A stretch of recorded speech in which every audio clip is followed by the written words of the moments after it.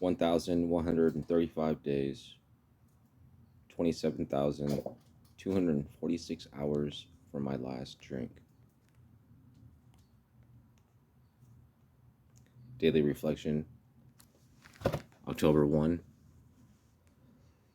Lest we became complacent, lest we become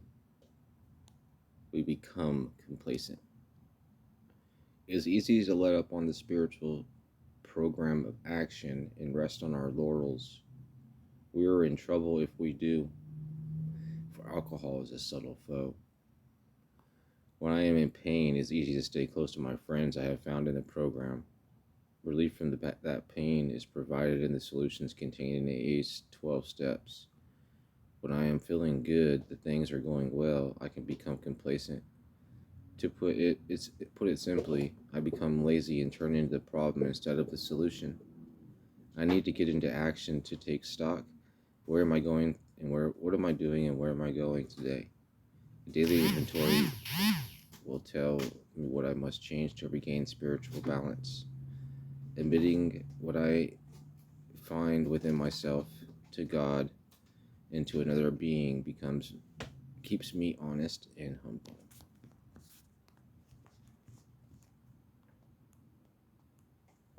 On awakening, let us think about the 24 hours ahead.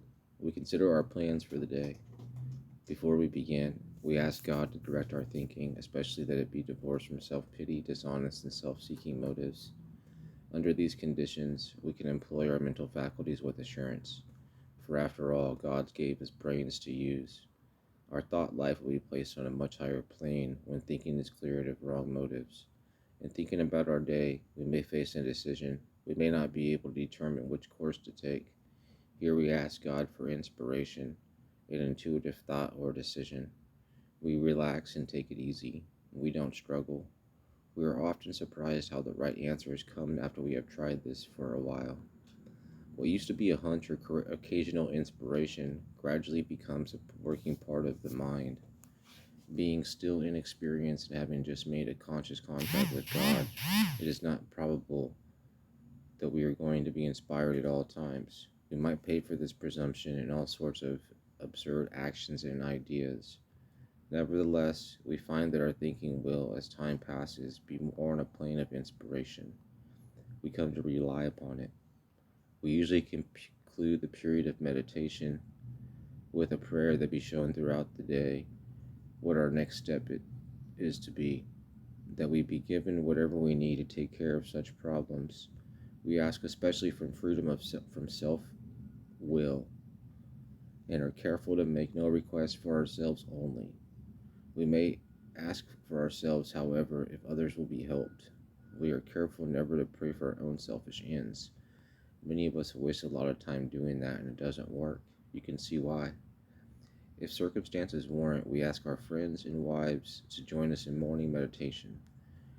If we belong to a religious denomination which requires a definite morning devotion, we attend to that also.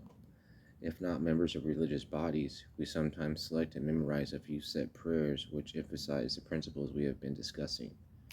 There are many helpful books also. Suggestions about these may be obtained from one's priest, minister, or rabbi. Be quick to see where these religious people are right. Make use of what they have to offer. As we go through the day, we pause when agitated and doubtful and ask for the right thought or action. We constantly remind ourselves that we are no longer running the show, humbly saying to ourselves many times each day, "Thy will be done. Thy will be done." We are then in much less danger of excitement, fear, anger, worry, self-pity, or foolish decisions. We become much more efficient. We do not tire so easily, for we are not burning up energy foolishly as we did when we were trying to arrange life to suit ourselves. It works. It really does. We alcoholics are undisciplined, so we let God discipline us in the way we have simply just outlined. But that is not all. There is action and more action. Faith without works is dead. The next step is entirely devoted to step 12.